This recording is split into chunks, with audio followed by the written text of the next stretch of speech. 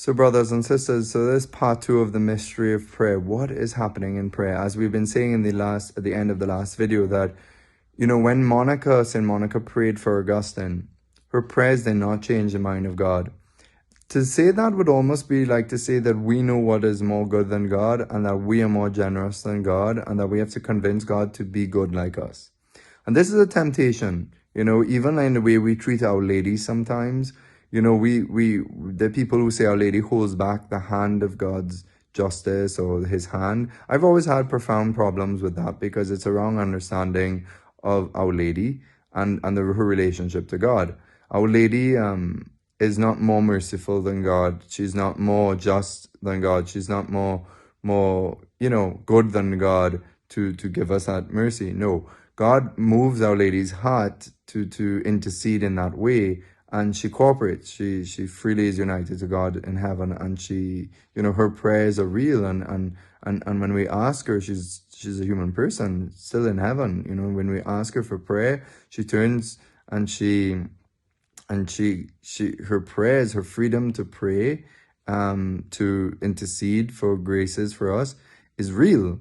But God gave that to her as a gift, and that God, in fact, works through Our Lady. See, God's much greater than what we could ever understand when in this mystery of prayer. And it is a profound mystery. It calls for great, great humility in our part to really, to understand this way that God has chosen to work.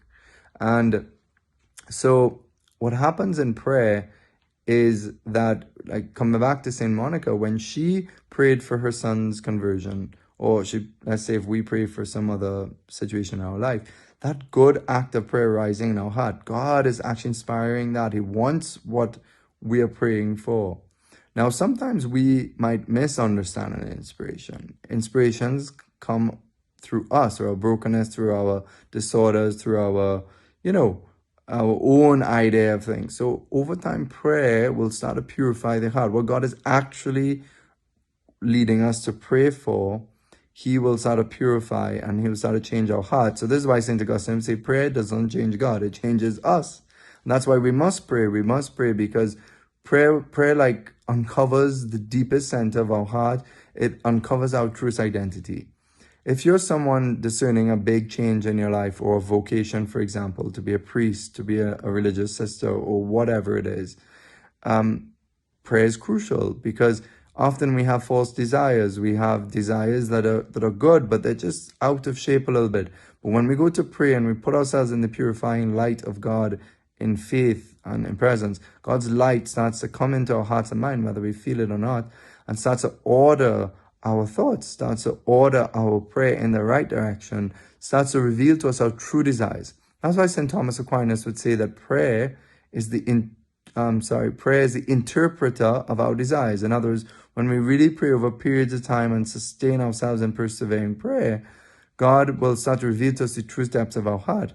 This is why when people say discerning, when in my own journey discerning to join the priesthood and trying to figure out where, when I took my eyes off of God, I desired certain things, or even certain communities. But once I kept my eyes on the Lord, and when I was in prayer, the Lord would really shape and speak to my heart where he wanted. But I would be like Peter at times and look at the wind, look at the temptations, look at the scary things, and then I would sink in the sea like Peter did.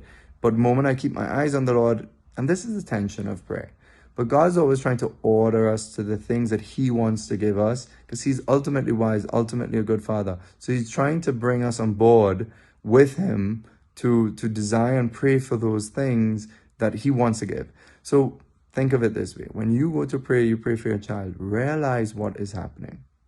God is moving in your heart. God's inspiring you. It's God praying in you, with you. You could say no, and God will respect that no, because he gave you freedom. And the grace that would have come from that movement, you are truly responsible for preventing from coming into the world. So this is why, God has given us our freedom so much. He respects it.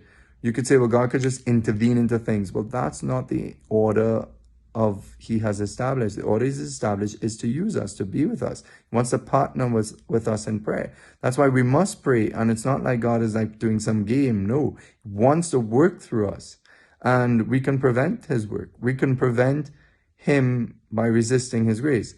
But his ultimate plan we cannot prevent, because God is God and he cannot be stopped in that sense.